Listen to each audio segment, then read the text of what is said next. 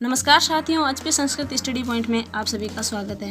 दोस्तों, हम पढ़ रहे थे एमजीएसयू बीकानेर यूनिवर्सिटी के बीए फाइनल ईयर के संस्कृत साहित्य की 1 वीक सीरीज। इसमें हम पढ़ रहे थे प्रथम इकाई कुमार संभव महाकाव्य। इसमें हमने छोटे प्रश्न कर लिए, बड़े प्रश्न हम कर रहे थे। चलिए शुरू करते हैं आज का वीडियो। आज हम देखेंगे चौथा प्रश्न। प्रश्न है कुमार संभवस्य प्रथम सर्ग अनुसारेण महाकवि कालिदासस्य उपमा वैशिष्ट्यम विवेचनीयम। यानी कुमार संभव महाकाव्य के अनुसार महाकवि कालिदास के उपमा वैशिष्ट्य का विवेचन कीजिए।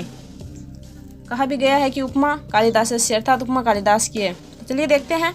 उत्तर है महाकवि कालिदास अलंकारों के प्रयोग में अद्वितीय है। उनकी कविता वनिता अलंकारों की छटा से चमक उठी है। कालिदास का अलंकारों का प्रयोग स्वाभाविक, सरस, रोचक, हृदय और मनोहर है। उपमा के प्रयोग में तो वे सिद्धहस्त है। इनके उपमा प्रयोग से प्रभावित होकर पंडितों ने उपमा कालिदास से इस उक्ति को प्रस्तुत किया है। उनकी उपमाएं बहुत सुंदर है। उनकी उपमाएं प्राय नूतन परिकल्पनाओं से विभूषित है। कथन है कि वास्तव में उपमा ही एक ऐसा अलंकार है जो कि शैलूषी की तरह काव्य रूपी मंच पर विविध वेश बदलकर अलंकारों के रूप में आता है। उपमयसा शैलूषी संप्राप्त चित्र भूमिका भेदान रंजयति काव्य रंग्य नर्त्यन्ति तद्विदाम चेतः। कुमार संभव महाकाव्य के प्रथम सर्ग में कालिदास ने हिमालय वर्णन एवं पार्वती वर्णन प्रसंग में एक से बढ़कर एक सुंदर उपमाओं का प्रयोग किया है। यहाँ कुछ उदाहरण द्रष्टव्य है। कुमार संभव महाकाव्य के प्रथम सर्ग में कालिदास ने हिमालय वर्णन एवं पार्वती वर्णन प्रसंग में एक से बढ़कर एक सुंदर उपमाओं का प्रयोग किया है। ये 2 बार आ गई है लाइन। हम देखते हैं उदाहरण। एको ही 200 गुण सन्निपाते निमचतिंदो किरण वैश्विवांक। हिमालय की गुफाओं में दिन में भी व्याप्त अंधकार की उपमा कवि ने उल्लू से की है।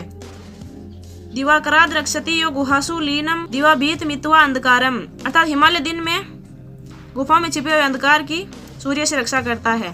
आगे है पार्वती के जन्म वर्णन के प्रसंग में कवि ने अत्यंत सुंदर शास्त्रीय उपमानों का प्रयोग करते हुए कहा है कि पर्वतराज हिमालय ने उस नियम व्रत का पालन करने वाली मेनका में पार्वती को उस प्रकार जन्म दिया जैसे उत्तम आचरण से परिपुष्ट न होने वाली नीति उत्साह गुण के द्वारा समतप्ति को उत्पन्न करती है। आगे है सा भूधराणाम अधिपेन तस्या समाधि मत्या मुदपादि भव्या सम्यक प्रयोगाद परीक्षिताया नित्या विवोत्साह गुणेन संपतः। आगे भी इसी प्रसंग में पार्वती के जन्म से माता मेना की प्रसन्नता का वर्णन करते हुए कवि ने सुंदर उपमा का प्रयोग किया है।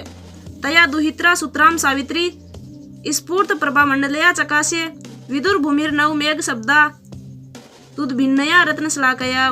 यहाँ पूर्ण उपमा का चमत्कार द्रष्टव्य है। इसी प्रसंग में कालिदास कहते हैं कि पार्वती जन्म से लेकर प्रतिदिन वैसे बढ़ने लगी जैसे शुक्ल पक्ष का चंद्रमा बढ़ता है। दिने दिने सा परिवर्धमाना लब्धोदया चांद्रमसीव लेखा पुपोष लावण्य मयान विशेषा ज्योत्स्नांतराणी कालांतराणी।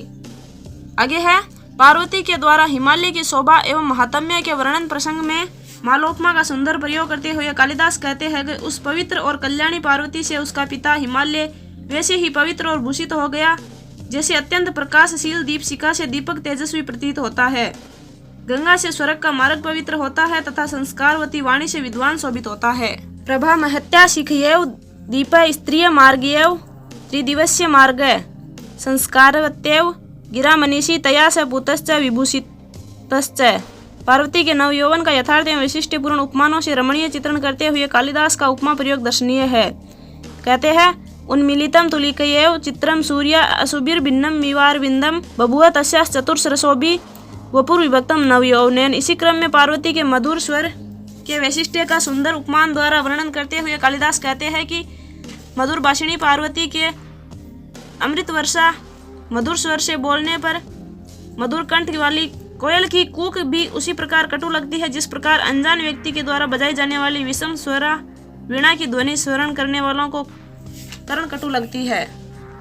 स्वरेण तस्याम अमृत श्रुतेव प्रजल्पितायाम बीजातवाची अप्य अन्य पुष्टा प्रतिकूल शब्दा श्रोतुर्वितंत्रीरीव तांगयमाना।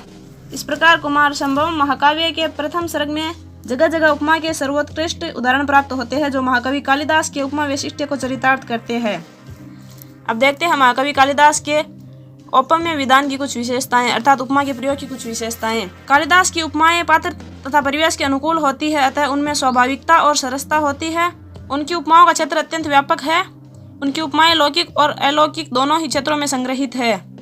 उनकी उपमाओं में सार्थकता के अतिरिक्त रमणीयता, औचित्यता, सरलता, यथार्थता एवं पूर्णता के दर्शन होते हैं। कालिदास की उपमाओं से केवल अर्थ अवबोध ही नहीं होता, अपितु उनसे वर्ण्य विषय का चित्र भी समक्ष उपस्थित हो जाता है। उनकी उपमाओं में मानव सौंदर्य के साथ प्रकृति सौंदर्य को भी ग्रहण किया है। ये दोनों ही परस्पर एक दूसरे को परिपुष्ट करने में सहयोग करते हैं। कालिदास की उपमाओं में व्यंजकता है, जो व्यंजना व्यापार को पूर्ण सहयोग देती है तथा व्यंग्यार्थ को परिपुष्ट करती है। अतः कवि के विषय में उपमा कालिदास से यह उक्ति स्वयं सिद्ध है, कालिदास की उपमाएं अद्वितीय है। थैंक यू दोस्तों, आज की वीडियो में इतना ही, बाकी देखेंगे हम अगले वीडियो में।